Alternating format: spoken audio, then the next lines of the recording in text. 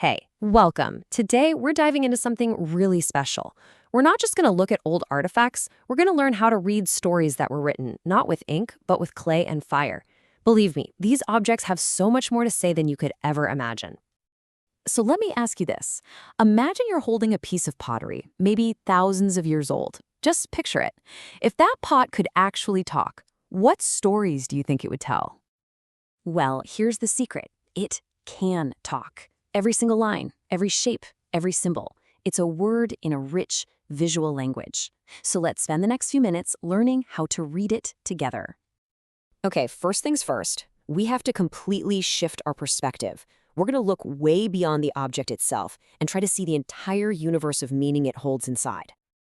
You know, when we see a pot behind glass in a museum, it's so easy to just label it as an artifact, a simple, static object. But for the people who actually made and used it, each piece was a storybook. It was a vessel packed with cultural knowledge, a living, breathing record of their entire worldview.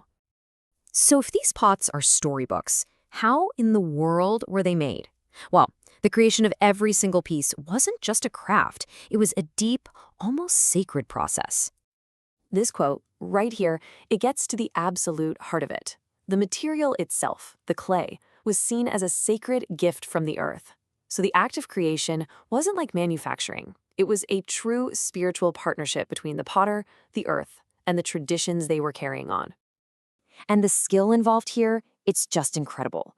Think about this. Without a modern potter's wheel, each pot was built entirely by hand. They would patiently roll and stack coils of clay, one on top of the other, slowly raising the walls. Then the surface was meticulously polished with a smooth stone till it gleamed, making it ready for painting with pigments from plants and minerals. And the final step? Firing. That magical, transformative process that turned fragile earth into something that could last for thousands of years. So once that pot was made, its surface became a canvas. And the designs you see, they're not just pretty decoration. They are a sophisticated visual language, packed with layer upon layer of meaning. Let's take one really powerful example from the Puebla peoples of the Southwest, the Avenue. Now, this isn't just a snake with horns, no way. Those horns signify spiritual power. Its zigzagging body, that can represent lightning or the flow of water. And its forked tongue is often shown tasting the wind to predict storms. When you see this symbol, you're looking at a prayer for rain, a deep respect for the power of water in a dry land. An entire concept, all in a single image. And the range of stories these symbols could tell is just immense. We're talking about creation myths, family histories, maps of the stars, even maps of the spiritual world.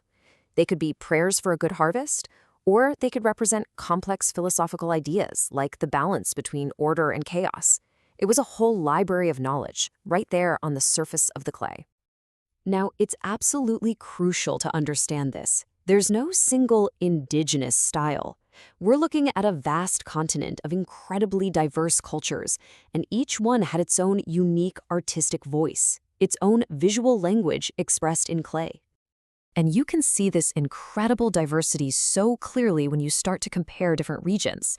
In the Southwest, the ancestral Puebloans were masters of these stunning, precise geometric patterns. But if you go further east, Mississippian cultures often focused on engraved figures, people and animals. And then you have the Membres people. They were masters of storytelling, painting entire scenes from daily and spiritual life right onto their bowls. Just amazing. Okay, so let's bring this story all the way into the present day, because this is not a dead art form that you only find in ruins. Not at all. It's a vibrant, living tradition with an absolutely enduring legacy. The continuity here is almost unbelievable when you think about it.